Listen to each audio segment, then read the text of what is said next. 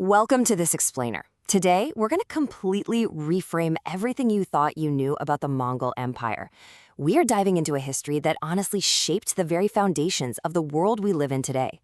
We're going to shift our perspective away from just those purely barbaric myths you've probably heard and look at the undeniable, massive global systems they left behind. So, what if I told you that the most destructive empire in history was also the most progressive? It's a crazy paradox, right? But it really challenges the traditional narrative of the Mongols as just these bloodthirsty barbarian hordes. The truth is so much more complex. This was an empire that simultaneously razed entire civilizations to the ground while literally laying the groundwork for a modern, interconnected globe. To wrap our heads around this, we're going to track their journey through 5 key phases: the accidental empire, the ultimate war machine, building Pax Mongolia, redrawing the global map, and finally, the paradoxical legacy. Let's get right into it. All right, part 1, the accidental empire, or conquest without a master plan. Look, Genghis Khan, born Temujin back in 1162, spent literally decades just trying to survive in a super fractured nomadic world. He didn't even get the title Genghis Khan until he was 50. Think about that. When he finally united the Mongol tribes in 1206, he suddenly found himself sitting on this highly disciplined military machine, but with 0 enemies left at home.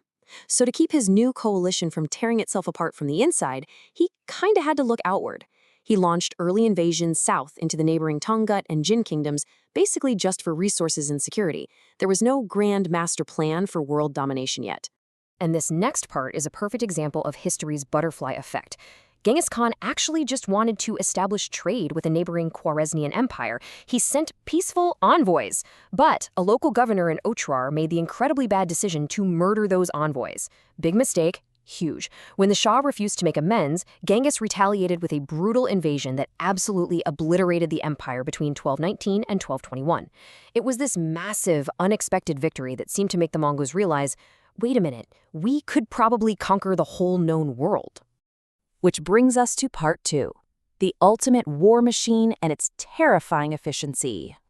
You really have to picture the Mongols as the first truly modern army. They didn't just rely on brute force. They used a highly rational decimal system, organizing troops in tens, hundreds, thousands, which allowed for these incredibly complex, silent maneuvers on the battlefield. And because they were entirely on horseback, they were fast, like unheard of fast, with no slow-moving infantry holding them back. Plus, Genghis Khan threw out the old aristocratic rulebook. Promotion was based entirely on merit. If you were good, you moved up. Period. Now, they didn't start out knowing how to besiege walled cities, so what did they do? They adapted. They absorbed foreign engineers to master complex siege warfare. Combine all that with some seriously sophisticated psychological warfare to spread fear before they even arrived. They were practically unstoppable. To put their eventual success into perspective, 24 million square kilometers. That is the staggering amount of land they ended up controlling. It's the largest contiguous land empire in human history. We are talking about an area roughly the size of the entire continent of Africa, stretching all the way from the Pacific coast of China straight to the edges of Eastern Europe. But, and this is a massive but, this expansion came at a horrifying human cost. We're talking an estimated 30 to 40 million deaths. Entire ancient cities were razed, and agricultural systems were intentionally wiped out just to create grazing land for Mongol horses. The demographic wipeout was actually so catastrophic that nature reclaimed all that abandoned farmland. It literally pulled enough carbon out of the atmosphere to cause a measurable drop in global carbon levels. It's a truly chilling testament to the sheer scale of their destruction. Now, let's pivot to part 3, building Pax Mongolica and looking at the Mongols as creators. Okay, here's where we hit the central paradox. How could the world's most terrifying destroyers also be incredibly progressive globalizers? On one hand, you have millions dead and ancient cities burned to ashes. But on the exact same hand, they instituted unprecedented religious freedom. They established a universal rule of law that applied to absolutely everyone, including the Khan himself. They even pioneered diplomatic immunity and state-sponsored free trade. It's a total contradiction, but it's exactly what happened. This era became known as Pax Mongolica, a period of relative peace and stability across Eurasia. Since the Mongols didn't have their own massive production base, they relied heavily on trade. So they basically made the Silk Road safer than had ever been. By bringing the whole trade route under one unified administration, they wiped out the petty rivalries and local tolls that used to choke cross-continental commerce. It's exactly what allowed people like Marco Polo to travel from Europe to China without constantly looking over their shoulder. There's a quote from Aldo Matucci that I think hits the nail on the head here. He points out that they also created the nucleus of a universal culture and world system. The Mongols didn't just conquer the map, they actively synthesized it. By forcibly smashing isolated civilizations together, they allowed ideas, culture, and knowledge to flow across Eurasia in a way that had literally never happened before in human history. And because the Mongols were supreme pragmatists, if they found a good idea, they used it and spread it. They took Chinese inventions like explosive gunpowder, the magnetic compass, papermaking, and printing presses, and funneled them straight into the Islamic world and eventually to Europe. These are the very technologies that would later spark the European Age of Discovery.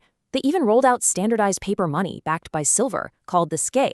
And, believe it or not, they popularized trousers. They just took the best of whatever worked, whether it was a tool, a financial system, or clothing, and made it global. Moving into part 4. Redrawing the global map and the massive geopolitical fallout.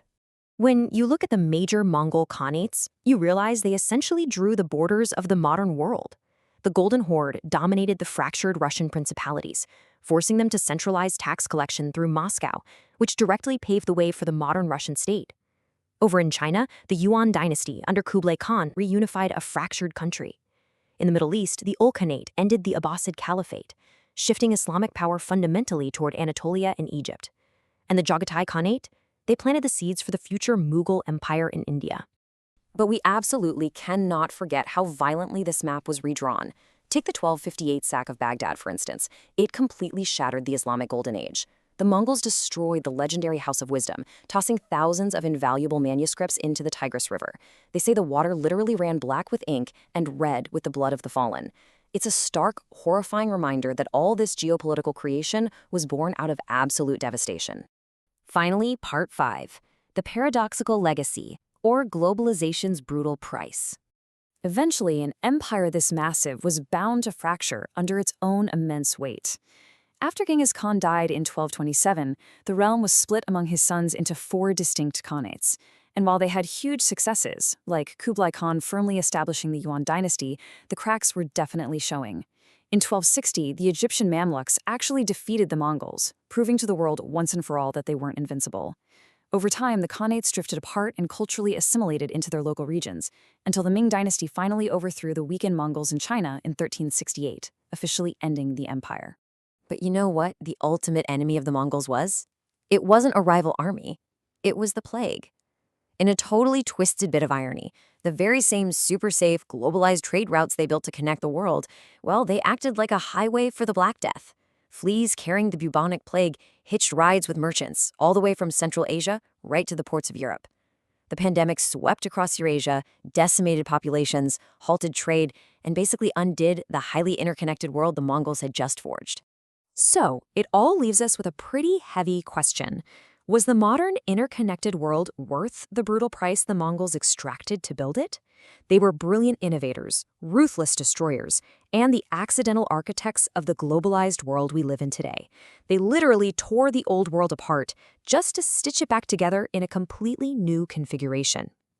Thanks for joining this explainer, and keep questioning the history you think you know.